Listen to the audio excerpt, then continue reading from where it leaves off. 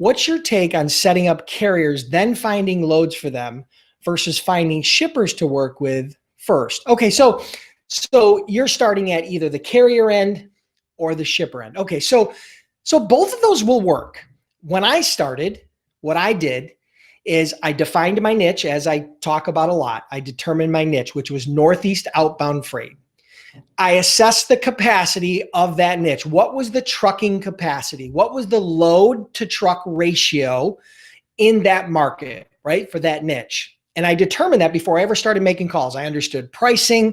I understood what carriers were there, but I didn't specifically start making sales calls to shippers with any individual carrier in mind. What I did, though, is I did my due diligence up front, and I understood what carriers were available based upon that niche, which was Northeast outbound van freight when I first started back in 2003.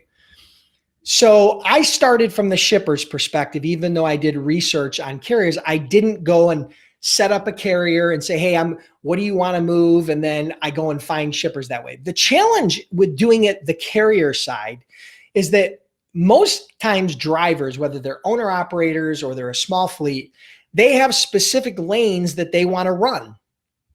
And so it's very hard for you to find shippers that run those lanes, because you might have a carrier that wants to run from Buffalo to Atlanta and Atlanta to Texas and Texas back to New York so he can spend the weekend at home, right? You might have an owner operator driver that wants to do that. You might have a different driver that wants to run, that is based out of Chicago, that wants to run from Chicago to LA and LA to Texas and Texas back to Chicago, right? That might be his run, his weekly run.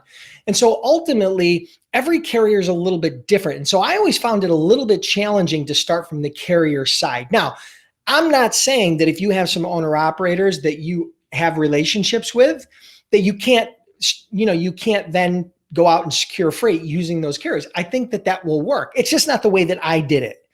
What I did, rather than focusing on just going out and setting up carriers and then trying to figure out loads that would fit them, what I did was I identified the niche.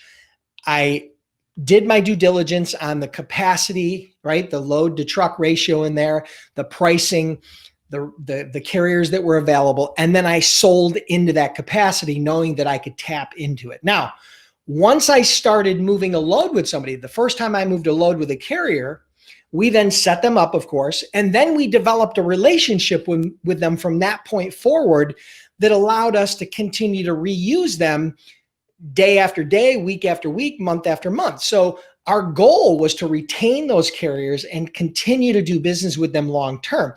Our goal was never to do what we call the one and done. Carrier comes in, moves a load, and we never move a load with them again.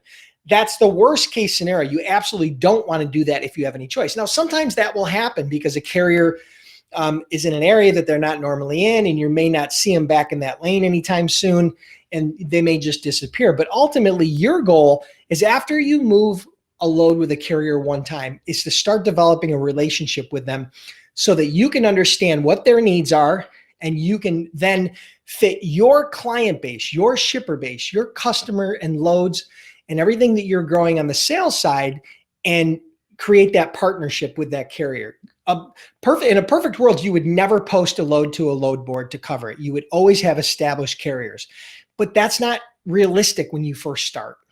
Okay. So, I was just kind of doing a brain dump on you there, but I hope that helps to kind of share what my story was and how I did it and how I think it's going to play out for most brokers. Hey, if you enjoyed this Freight Broker Q&A, make sure you subscribe to my YouTube channel, and don't forget to click the little bell to ensure that you get notified every time I release a new video. And if you have questions, make sure you add them in the comments below, and who knows, maybe I'll use one of your questions on a future Freight Broker Q&A.